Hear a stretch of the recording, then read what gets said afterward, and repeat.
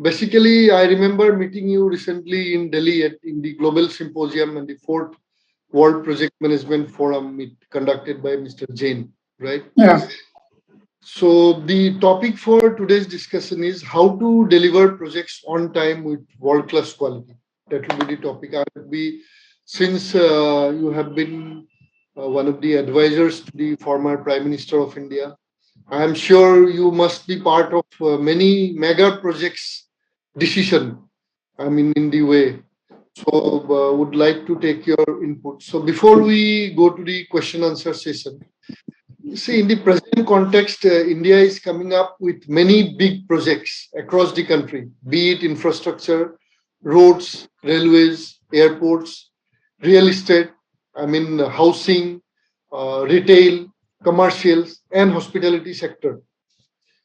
And, in essence, in the real estate sector itself, country is going to generate revenue to the tune of 13 to 14% of the India's GDP going forward by 2030. That's what is the prediction. Yes.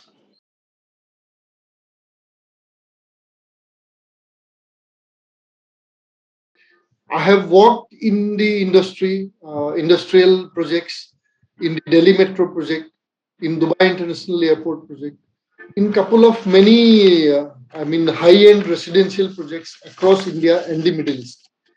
So I have overall experience of 30 years. So it is during the time of Corona which taught us basically how to work from home. Before we were not knowing this concept, right? Civil engineers cannot even think of, working from home. So that's how it was in my mind to start on my own someday. So I took up some courses with some of the world's mentors like Bob Proctor. So apart from the job, when you want to go to the training and coaching industry, some sort of training from the world class experts are also required to go to the public. Just the technical education is not enough. And as I said, I have grinded myself with leaders like E. Sridharan. I have had the opportunity to work with Sridharan sir from 2001 to 2004 in the Delhi Metro project.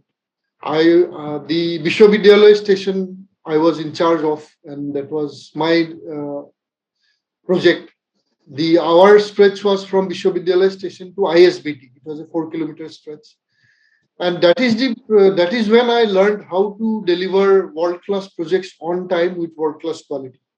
And that's a landmark project. Everybody knows. You were also in Delhi at that point in time. You probably heard about. Many international leaders came across to India during that, and everybody has appreciated that project. By the way, after that, unfortunately, nobody is able to maintain that timeline. Not even 10%, according to me. Now, my mission, I am on a mission to help 100,000 entrepreneurs, working professionals, achieve on-time delivery with world-class quality for the real estate projects and other mega projects. As we all know, I was associated our present Prime Minister of India has revealed from the Red Fort on 15th of August, showing a roadmap like we are going to be a developed nation by another 25 years.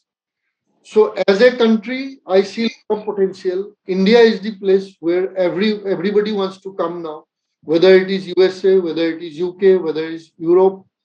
China is already built up. So India is going to be the epicenter in terms of all types of development.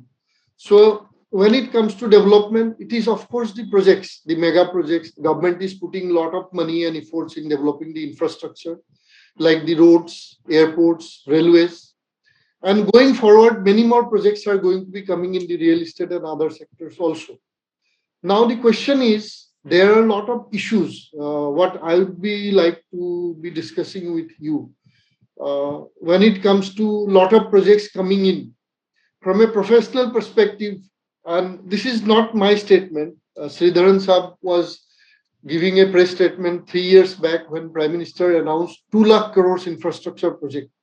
Then Mr. E. Sridharan was telling, government is bringing up projects, but who is going to execute it? Do we have competent professionals? That is one of the biggest question. Because in the civil, electrical, and mechanical, although in IT industry we are number one in the world, but somehow civil, electrical, mechanical, though these are the core branches, in India, the competency in terms of skill set is very, very less compared to the global standards. So that we have to improve upon. And other perspective like getting the roadblocks cleared in terms of obtaining approval from the government, like land acquisition, environment clearance, utilities diversion, traffic diversion. So, where do you see? I mean, projects are coming up, but unless otherwise we are flexible, it is not only government only, but public sector, private sector leaders also. Everybody has to come together, and we have to, I mean, create a platform wherein we can give the approvals like single window clearance government is talking about. But then when it comes to land acquisition, environment clearance, it is a bottleneck. So I would like to hear from you with your experience point of view. How can we help going forward our country, the professionals and the government and the leaders across? Raj, thank you. Um, well, I greatly appreciate the way you have, introduced the subject, and also the apprehensions that you have shared with many others also, I'm sure, about possible long delays in the implementation of large projects which are being undertaken in India for upgrading our infrastructure. There is no doubt that, in spite of the fact that we have been, both at the state level and at the central level, uh, implementing a large number of projects, especially through our public sector undertakings, uh, even now, delays are not uncommon. Let me say that there is a considerable improvement over a period of time, and the extent to which projects are delayed also has, appreciably come down. But the fact remains, as I said, that we still have a long way to go. Well, for obvious reasons, the best way to find out why projects get delayed would be to make a review or an analysis of them after they are completed. Well, I know that the best way would be perhaps to do a concurrent review of activities so that the bottlenecks that you experience can be removed and then you can proceed. But unfortunately, that doesn't happen. And my concern still, which I have been expressing at the World Project Management Conference, which Mr. Jain has been organizing in Delhi periodically, that, you know, our preparation for the projects, what we call our detailed project reports, even today, many times are based on very unrealistic assumptions. We don't learn, it appears, from our past mistakes. When you conceive a large projects, I wonder how many of the project proponents would study the actual experience of the implementation of such large projects in the past to, I feel, in a way, ashamed of repeating it again and again.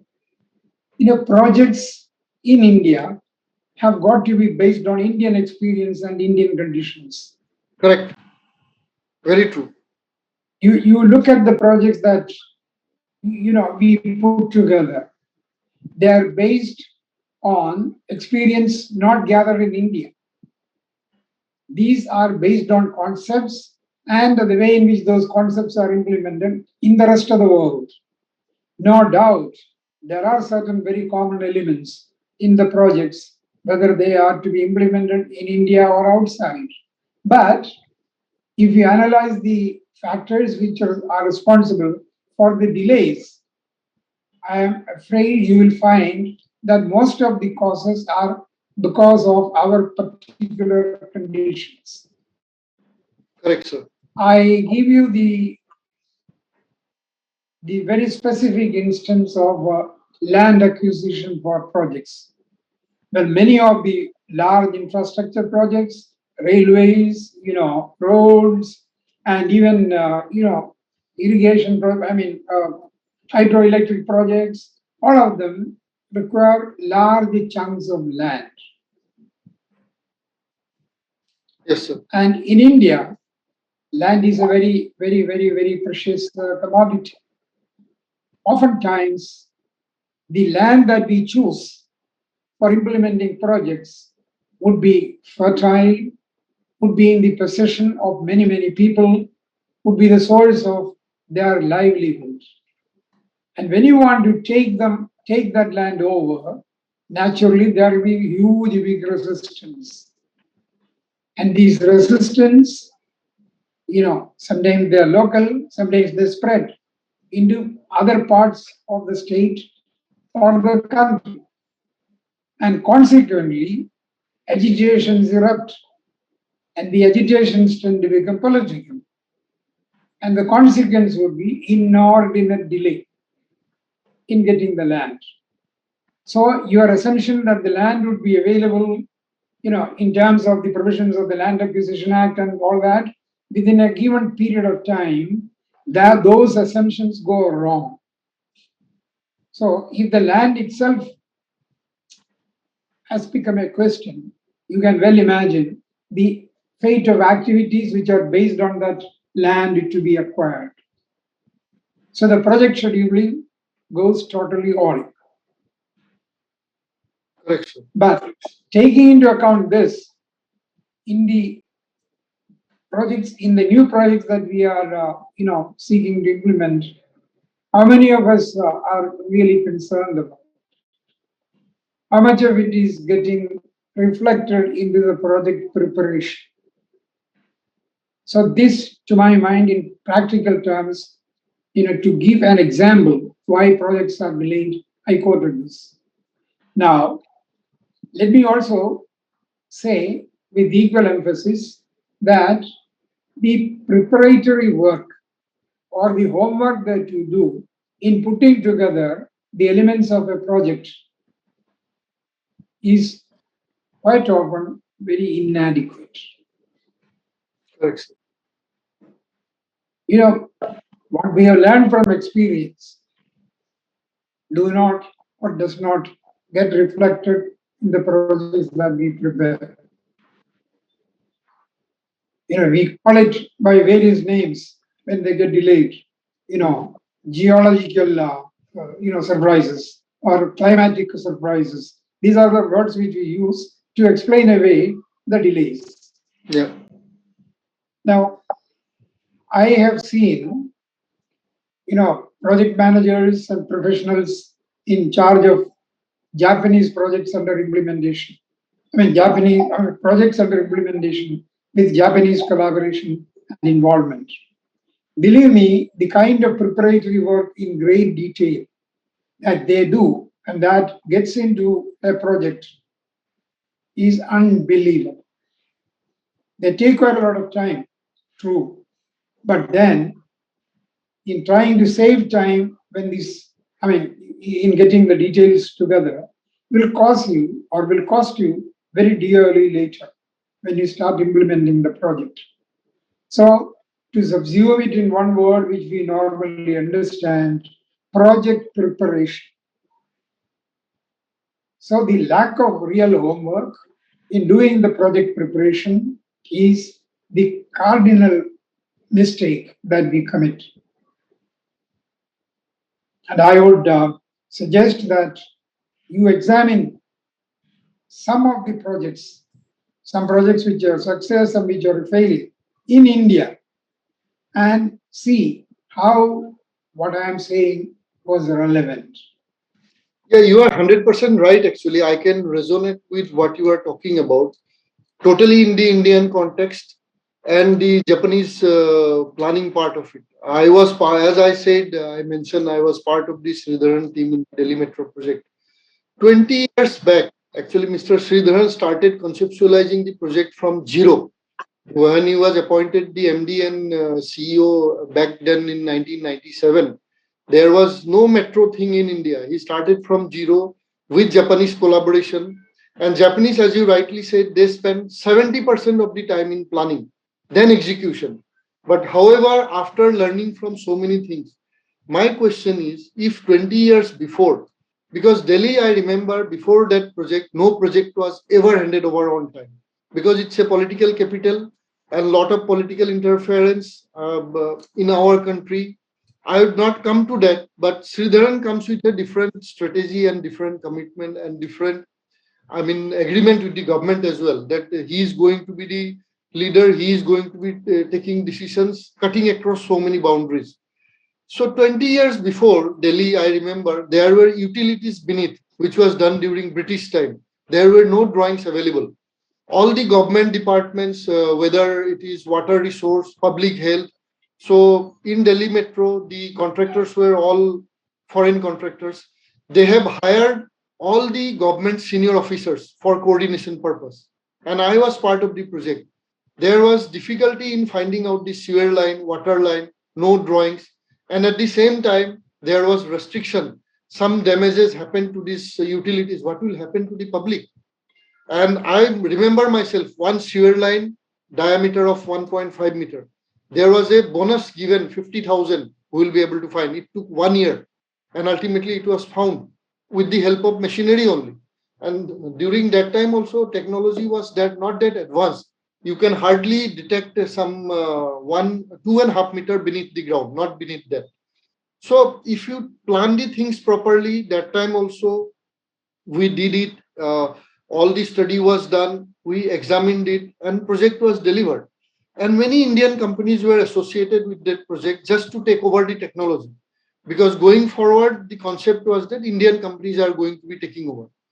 But my point is why I feel bad about after learning also, not only in Delhi, whether it is in Mumbai, whether it is in Kolkata, whether it is in Bangalore, any other places, the metro projects particularly I have seen, it's, I mean, not even 10% of what we did 20 years before.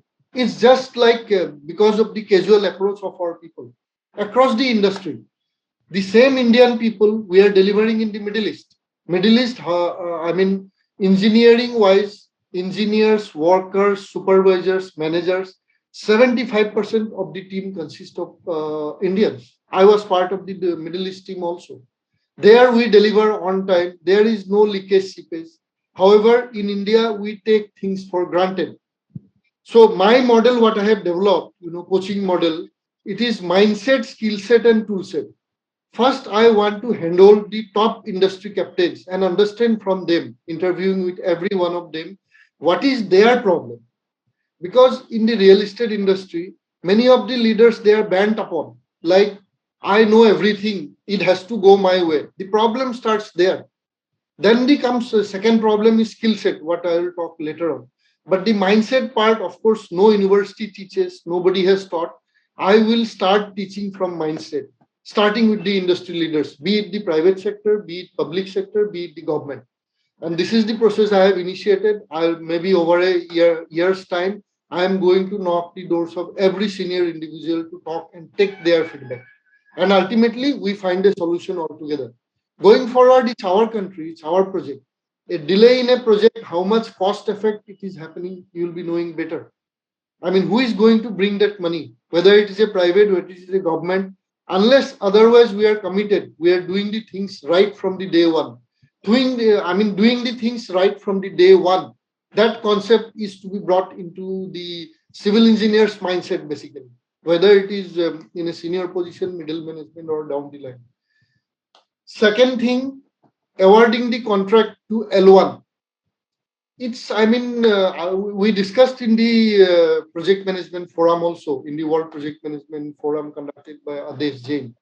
So this has to stop. I mean, how can we, not only government, it is in private also. The thing is that just to satisfy the bosses, people convinced that L1 the project will be done. Now my point is the clients could be anybody, could be the government, could be the private sector, could be the public undertaking. whether they have done an analysis of the project, whether the right estimate has been made. Because unless otherwise the client or the customer knows about the correct value of the project, it is difficult for him to assess whether to give it to L1 or L2. I would pretty much, put it this way. I know it's a big statement, but then what you would have to talk about this L1 concept, which is actually killing the projects. Just for satisfying the management, recommendations are made and L1 projects are allotted. End of the day, we know, contractor also know that this price the project cannot be finished. Then it goes to arbitration and all those things. So basically, we are not able to establish a relationship within the client, contractor, and the consultant. Unless otherwise there is a, technical or relationship, there is a good relationship, projects cannot be delivered. And ultimately, the end user is going to bear the cost, whether it is today or after a year or after 5 years down the line, in the form of, court case.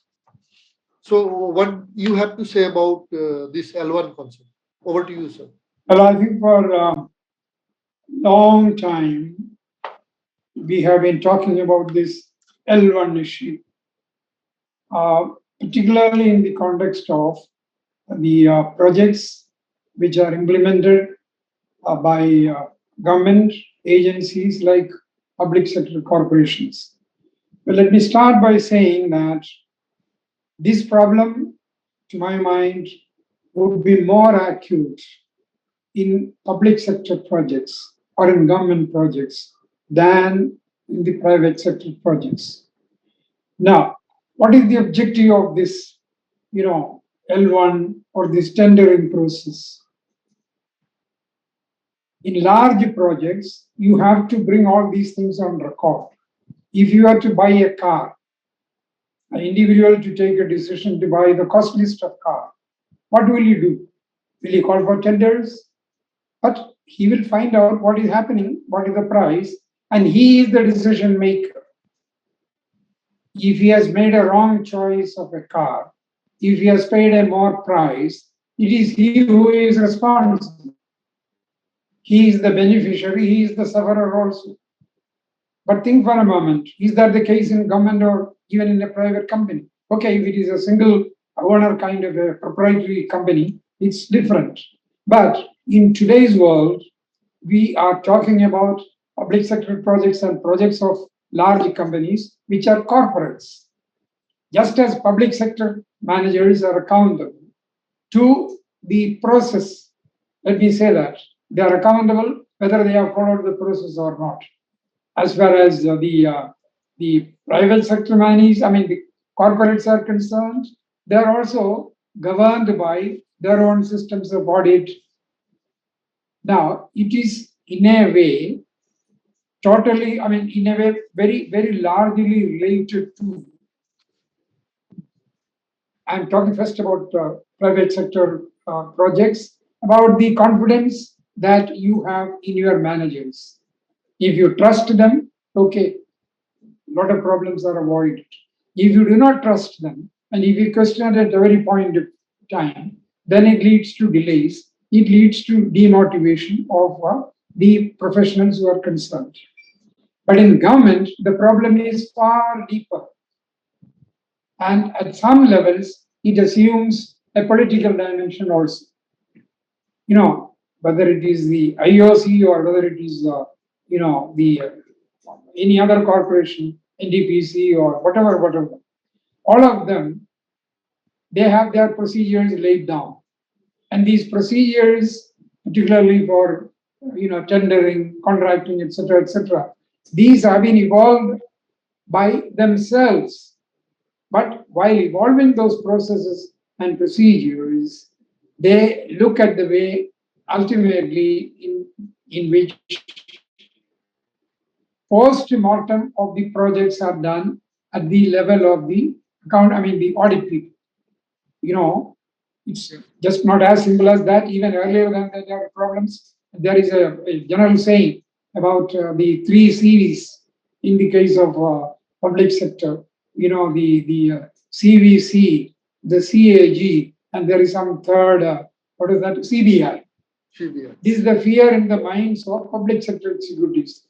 They are fearful of CBI, they are fearful about the CVC, and also about the way in which they are likely to be questioned at a level.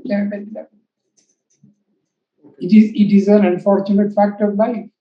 Now, because projects are delayed sometimes, because many innocent, good professionals suffer on account of this, surveillance mechanism. Can you plead for abandoning them altogether?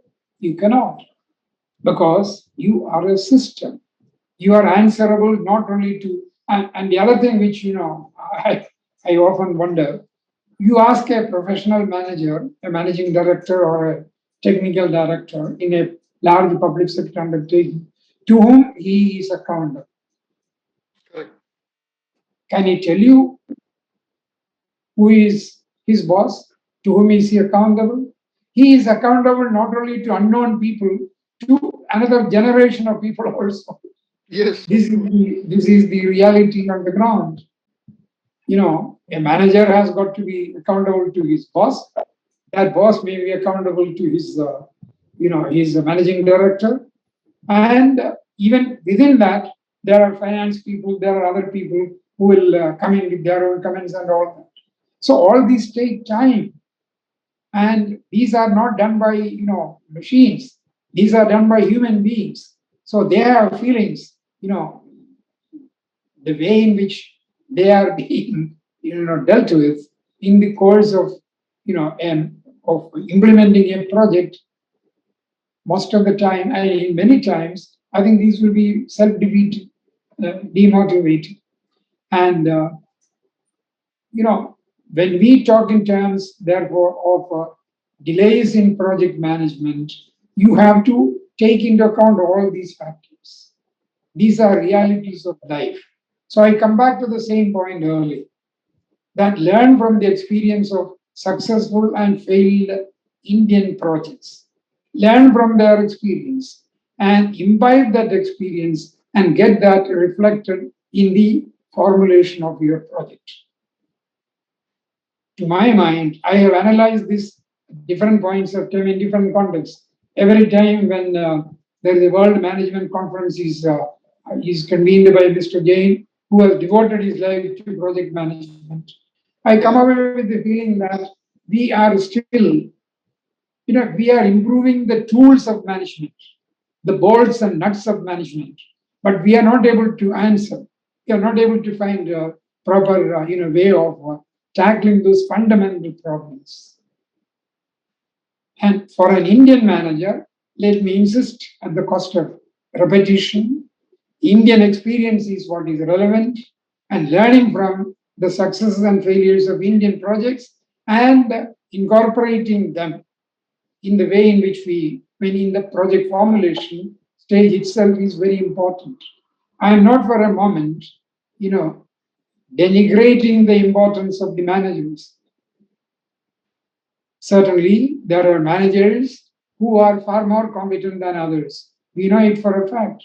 Their paper qualifications may be okay, but there are some people who can deliver better than the others. And again, as a general observation, I have no empirical studies to prove it.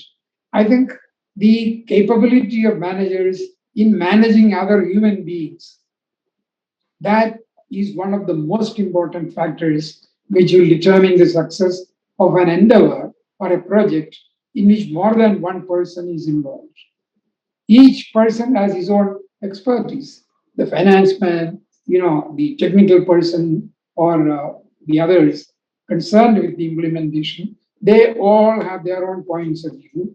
They all have their own vision. And you have to get them all together, Yes. reconcile them, and then go ahead implementing the projects. If we do that, there may be occasional reviews of projects, etc., etc. But to my mind, that is not sufficient enough. So choose managers who have that quality or that capability to work with successfully with other managers instead of creating tensions in the system. Yeah, absolutely, absolutely. Yes.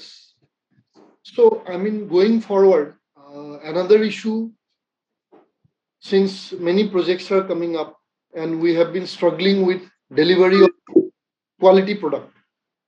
And also today's requirement is engineering health and safety, which in India we are far behind.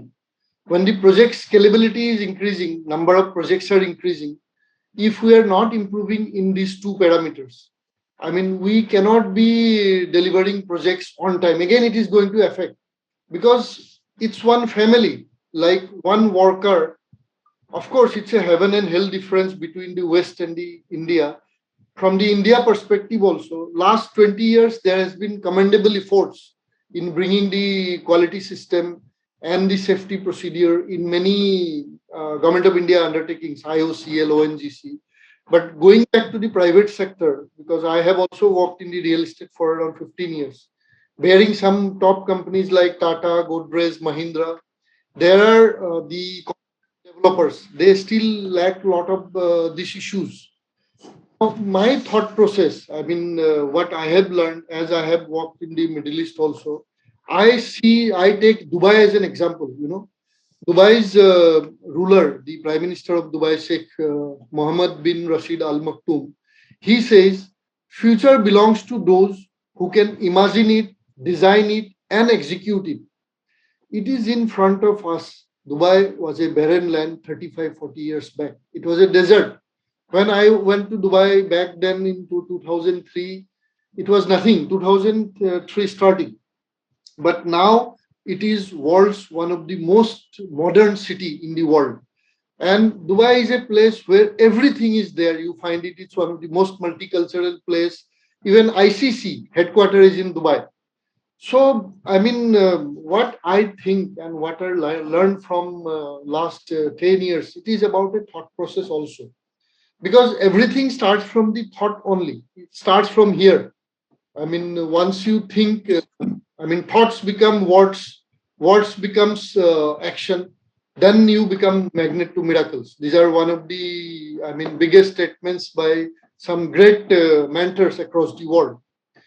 In this context, what you would suggest me? Is it going to help people in the mentorship thing, which, as I mentioned, no institute is teaching, not even Harvard, not even the IITs, I am forget about it, the London School of Economics, nobody teaches. This concept came from the concept of the mentorship. I would like to relate it to the business tycoons of the world. Today, we have around 220 billionaires across the globe, and 80 to 85% of them are school dropout. Like Dhirubhai Ambani, for example, he was not an educated person, but he had the thought process of building a empire like this. So, with the help of some mentors, if empires can be built like this, why not other institutions? Why not projects? If I can help them improve the mindset by by providing the mentorship, world-class mentorship, what was available in the United States of America for a long time, but then it is percolating down to other parts of the world like India as well. What do you want to say about it, the mindset part of it? Is it going to help if we teach? Well, definitely, mentorship and imparting knowledge of techniques of project management and other aspects of the project are absolutely important. I'm not for a moment arguing or saying anything against those efforts which are being done. Let me here again say that, at times comparisons are also misleading. You know, projects are very complex, and the complexities of the context in which projects get implemented, that is the political, socio-economic context of a given geographical region, they are different, and they very largely influence the implementation of a project. Because what we call the culture of a particular region, that depends on a large number of factors. Dubai, I mean, I live and I have spent a large part of my life outside Kerala, but I am a Keralite and I am more familiar with the Kerala landscape and the people of Kerala. Now, we have a joke here that in Kerala, a man, you know, a typically, a blue collar worker who is an obstruction, according to Kerala, business people, would be a great asset in the Middle East.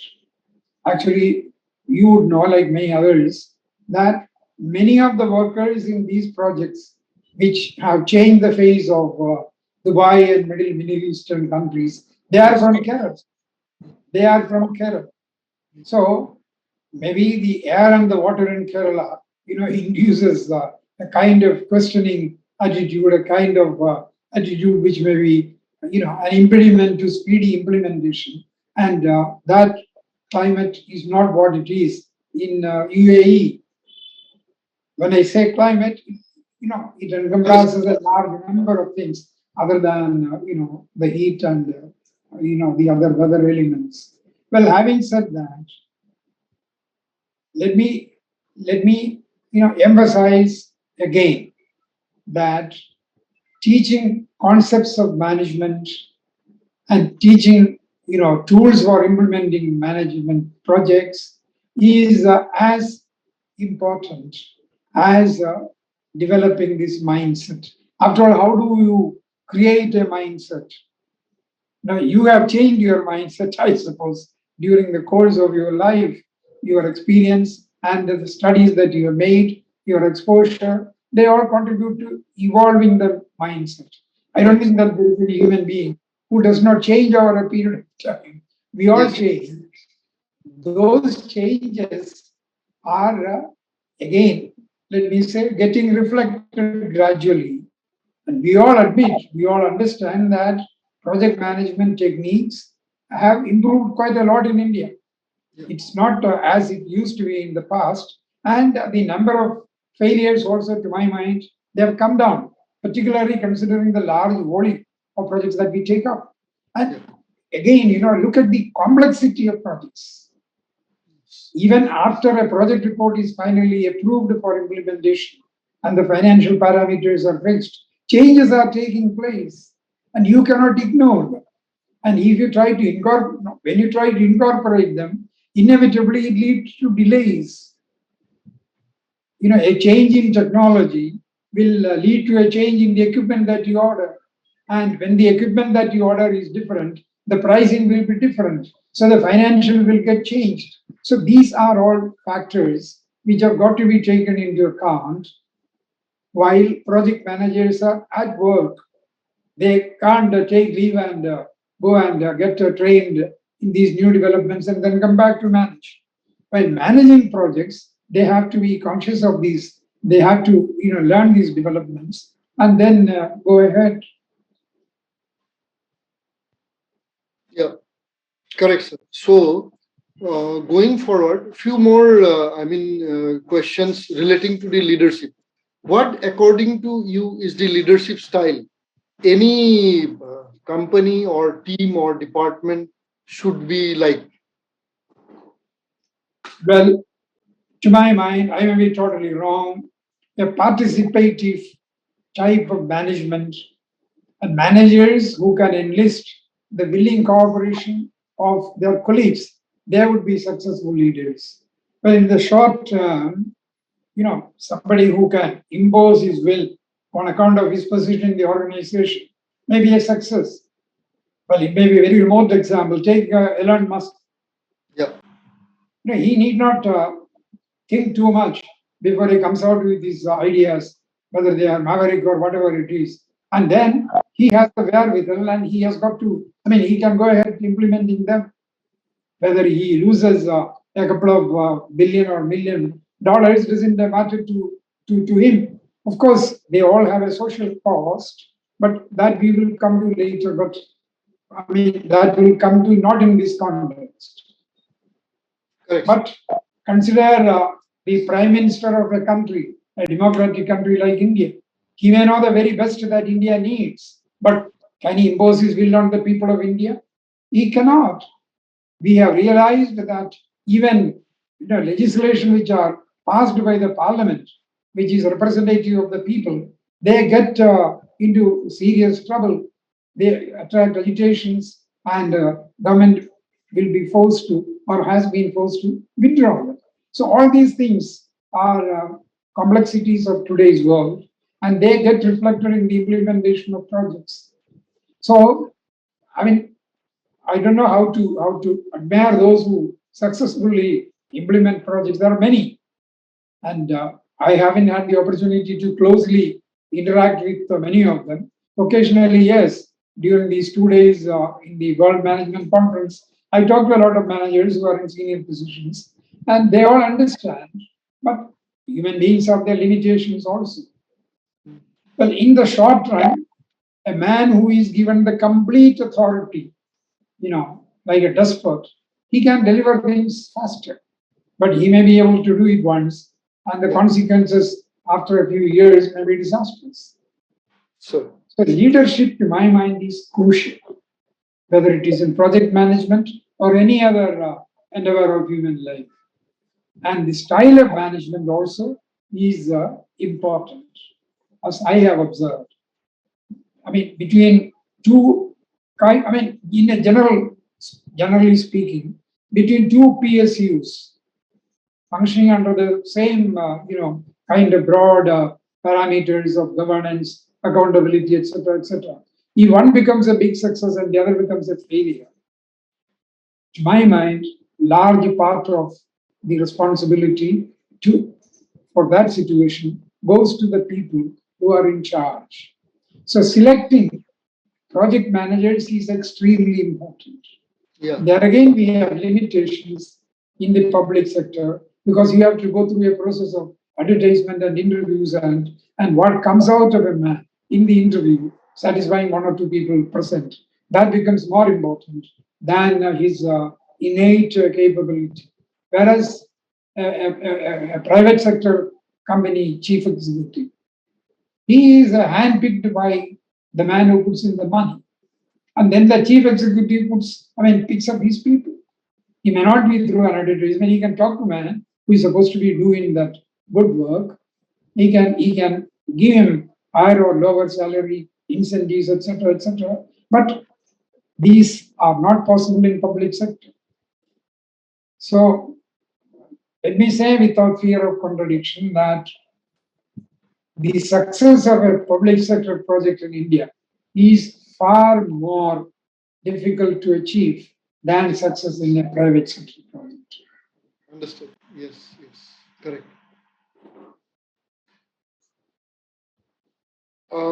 Two more questions. So, has there been a situation where you had to give priority to long-term success rather than short-term success while working on something? If so, how did you deal with it? Well, I am afraid I do not have any specific instance or any specific experience of a project, you know, sacrificing long-term interest for the short-term objective. Um, Again, it's complex. Let me say, if you are analyzing the success or failure of a thermal power plant, for instance, or a road project, or another construction project where civil engineering plays an important part. But once the project is completed within the cost and the time frame without any overruns, we normally think that the project is okay.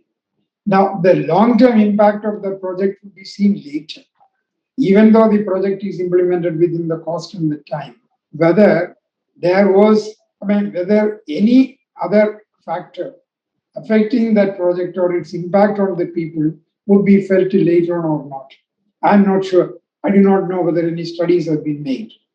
That would be more in terms of the human elements, a road project, whether a successfully implemented project within cost, time limits, etc., whether it has done any permanent damage to the environment.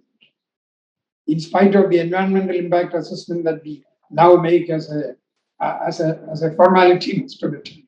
Whether those impacts are known in the immediate future or not, again, we do not know. You see, today we talk about the extreme climate events, which are the result of many years of happening in the nature or what we do to nature. So immediately we may not be able to assess the impact of it. So from a practical point of view, project managers and project proponents, they look at the results in terms of what is, and if the projections in the project report, most importantly, time and money, if they Yes. are met, Yeah. we think that the project is successful. Very true. Very true. Very true. Yeah. Ultimately, end of the day, it's the money and the time. That's what project management is all about. So, last but not the least, what according to you is more effective in creating ethical environment, personal power or positional power? Is it the same in every scenario? Sorry, would you repeat the last Yeah. part of the What according to you is more effective in creating ethical environment, personal power or positional power? Is it the same in every scenario? Well, I think it's again a very complex question. It the answer to one part of the answer will depend upon motivation of human beings, and the other, I do not know whether by nature some people are more nature friendly or more cost conscious or more time conscious, etc., etc. Each factor has its impact. In some respects, my thinking may be quite different from the thinking of the others. So, but I cannot say that that is the last word. I think if you ask me, the most important quality in a human being should be that he should be open to conviction. Yes. He should not be propounding any theory of management of his own if he is to be a successful project administrator or a project manager. Should be open to ideas when he get along with people. Look, take the case of a project which has been approved by the government, by all authorities concerned. There are 10 people, crucial people, from the technical side, the financial side, the contractor people, etc., etc. If they are going in different directions, if their philosophy of life is totally different, and if those differences get reflected in the implementation of the project, you will end up in a mess. Individuals may be extremely good people in their own silos, but working together and for a common objective, that is, to my mind, project management. Success or failure of a project management depends upon the extent to which it is able to harness the willing cooperation, involvement, and participation of each of them. The project should be the project of each one of them. It should not be a different thing for different people. Correct, sir. Last but not the least, what will be your one-liner message to the project leaders across different industries in terms of on-time delivery with world-class quality? One-liner statement for the all project leaders. Be careful while formulating and approving projects. As much of details as possible should be studied, and while implementation, regular review of what is happening, regular monitoring of projects, and instilling in the minds of managers a sense of purpose, which means keep motivating them, which to my mind is the essence of project management and leadership. Thank you so much, sir. Thank you so much for your time. Thank you for so much for your inputs. Looking forward, hope we'll be able to implement many of the things. And this is a process I'm going to continue with many leaders across. We'll be catching up again. And after editing, I'll be sharing with you before it goes to the public. Well, I would I mean, Yeah. not as an afterthought. I would also like to mention that Yeah. in the world in which we are living and the world which is emerging, according Yeah. to all our understanding, environmental considerations are Yeah. extremely important, Yes, sir. not just for the sake of getting a clearance from Yeah. an authority, but we should be extremely mindful of that, particularly for the long term. You asked about short term and long term. In Yeah. the Yeah. short term, you Yeah. may be a great success, you may contribute, in some visible way, but you have to be mindful of the long term because Yes. we have, a responsibility to the next generation. It is not that, we live well without bothering about the people who are yet to come. Thank you very much. Thank you Thank for you. the Thank you very much. Thank you very much. questions. Thank you. Thank you.